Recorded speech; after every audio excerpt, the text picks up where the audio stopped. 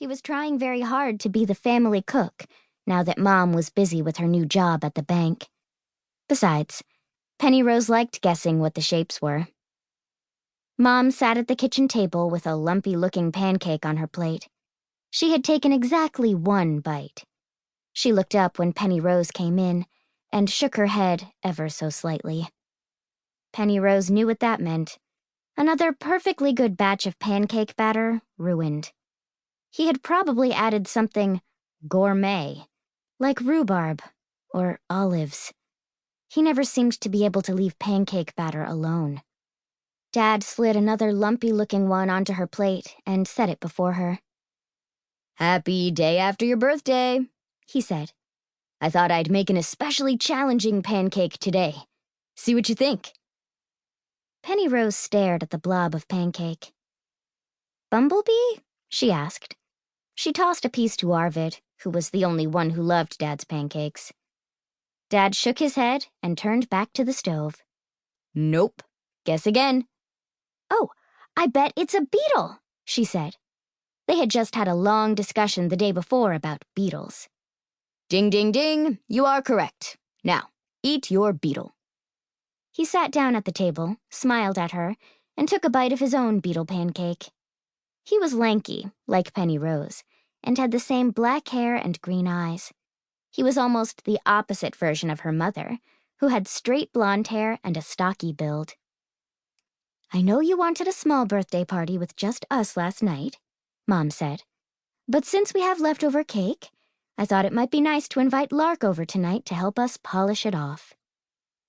Penrose took a tentative bite of her beetle pancake, which had something odd and crunchy in it. Peanuts? Crackers? She wasn't sure. "I've said hello to her 3 times, and she hasn't said one word back to me," Penrose said. "Maybe she's shy," Mom said. "Or maybe she didn't hear you," Dad said. "Or maybe she doesn't want to be my friend," Penrose said, staring down at her plate. Penrose and her parents had moved to Skillington Avenue 28 days ago, and she had been studying Lark Hinkle from her bedroom window ever since. Lark's house was on the opposite side of the street, in the middle of the block. Penrose had to crane her neck to get a good vantage point. She could often see Lark standing in her front yard, writing notes, as she stared through binoculars at the treetops. Lark was utterly mysterious. She wore enormous sunglasses everywhere, even in their 5th grade classroom. Sometimes she carried a small metal box. And Lark didn't seem to have any friends either. It was so logical for her and Penrose to be friends, but so far it hadn't happened. "Besides, it's not like I don't have any friends," Penrose said. "I have the robots, and Arvid, and you guys." She looked up from her plate to see her parents giving her the concerned stare. They gave her the concerned stare when she worked in her shed for long hours, or when she talked about how the robots were her friends. They probably worried about other things too, like flesh-eating viruses and alligators, but Penrose knew that approximately 97% of their worries had to do with her and how she was adjusting to the new neighborhood. Given that, she didn't dare mention how when she went into the shed this morning, the air seemed different. Like the cold breeze that had swept in the night before had stayed there.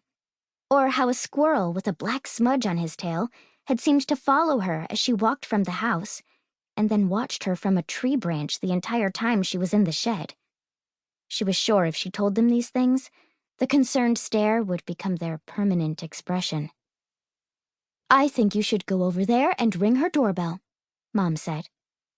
"And then just introduce yourself," Dad said. "Ask her if she'd like to see the robots." "I'll try," Penrose said. She took another bite of beetle pancake. "Great," Mom said. Dad smiled and nodded. First, though, Penrose would need a detailed plan. She went up to her bedroom, sat on her bed, and turned on the lamp she had made last year from an olive oil can. A stack of notebooks sat on her nightstand. Her new inventions notebook, her robot drawings and descriptions.